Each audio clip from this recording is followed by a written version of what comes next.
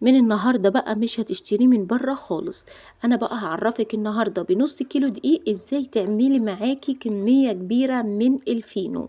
الفينو النهاردة بقى حاجة سهلة وبسيطة جدًا ومُشبع جدًا، يعني حاجة مغذية جدًا اللهم بارك.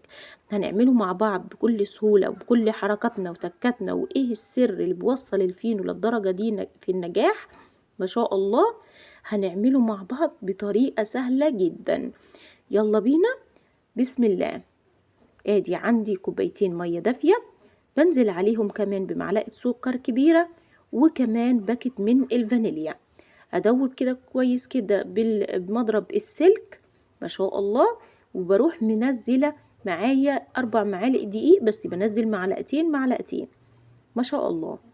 آدي أدوّب كويس جدًا كده معايا اللهم بارك، واركن بقى الخليط ده معايا على الرخام لمدة تلت ساعة ما شاء الله. أغطي عليه، شايفين حضراتكم خمر معايا ازاي اللهم بارك. بروح بقى جايبة عندي نص كيلو دقيق، بروح حاطة عليه رشة من الملح وأقلب كويس جدا.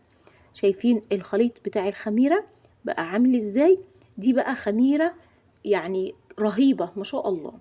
بروح نازلة بالدقيق نص كوباية من الزيت، اقلب كويس جدا كده معايا ما شاء الله. انا لسه ما حطيتش ميه، ولو احتاجت العجينة زيت هزود كمان ما شاء الله. ادي ازود بقى شوية مية كده اعجن اللهم بارك. العجينة لسه بتلزق معايا اللهم بارك. بروح مزودة كمان مية. ادي العجينة برضو مش مظبوطة. هنا بقى الخطوة ديت اللي انا قلتلكوا ان الزيت في اي عجينة هو اللي بيلمها. بروح بقى ايه حاطة معلقة كبيرة من الزيت ما شاء الله. ادي بنزل بيها واحدة واحدة كده، واروح لما عندي العجينة كلها، واروح مسحة باقي الطبق كده من الدقيق بالعجينة ما شاء الله. اعجن كده لمدة 3 دقايق كده و4 دقايق، اعجنها كويس. المهم انا عايزة العجينة يكون ليها عرق. العرق تبقى جميلة جدا في الفينو، علشان شايفين حضراتكم انا بعمل فينو، يعني انا عايزاها ليها عرق. بروح دهنها كده من فوق ومن تحت كده بالزيت، واسيبها تخمر عندي على الرخامة ما شاء الله. سيبها نص ساعة تبقى بالشكل ده، اطلع منها الهواء اللهم بارك كده زي ما حضراتكم كده شايفين العجينة ناعمة معايا جدا.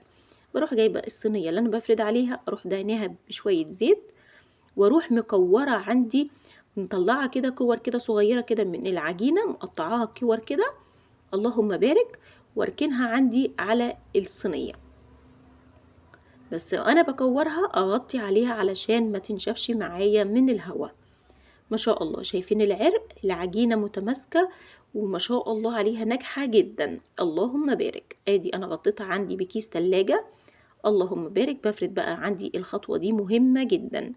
بفرد عندي بقى كل قطعة والتانية كده ولمها رول، واروح قافلاه ما شاء الله. افرد التانية بدون اي زيت بدون اي حاجة ما شاء الله. بتفرديها بدون اي زيت اللهم بارك. ادي هنا بقى بعمل الكمية كلها كده، واسيبها ترتاح كمان معايا 10 دقايق كمان واشتغل فيها.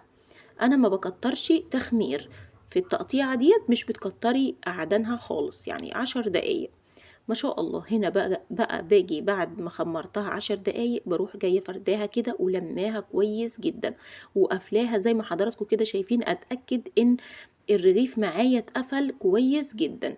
مجهزة عندي صينية فيها مدهونة بزيت ما شاء الله، وبروح حاطة فيها ايه الفينو.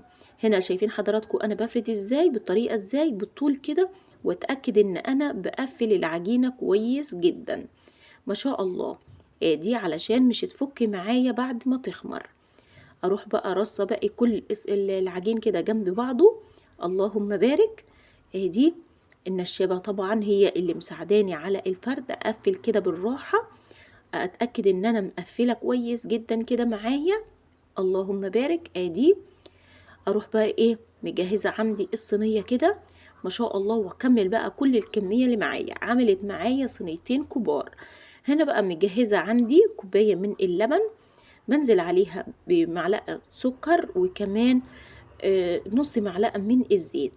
باروح بقى ايه دهنه كده وش العجين كده، اللهم بارك، شايفين تضاعف معايا ازاي بعد ما قعدته كمان تلت ساعة يخمر معايا بعد ما فردته زي ما حضراتكم كده شايفين. دي اروح بقى جايبه عندي سمسم كده، اللهم بارك، واروح فرده ايه على العجين. العجينه التانية، الصينيه التانية انا فردتها سمسم على حبه البركه، ما شاء الله. بعد بقى ما استوت وطلعت انا غطيت عليها سبتها تبرد تماما، طريت معايا ما شاء الله بالشكل ده. شايفين العرق اللي انا بقول لكم عليه؟ العجينه ناجحه جدا، واحلى فينو تعملوه ليكوا ولاولادكم حاجه بسيطه، وبنص كيلو دقيق عملنا كميه محترمه جدا. اوعوا بقى تشتروه من بره تاني خالص، وحاجه نظيفه وفي البيت، وكفايه ريحه الدقيق في البيت خطيره ما شاء الله. يعني اتمنى ان حضراتكم تتابعوني على اليوتيوب، مش تنسوا تكتبوا لي تعليقاتكم، والسلام عليكم ورحمه الله وبركاته.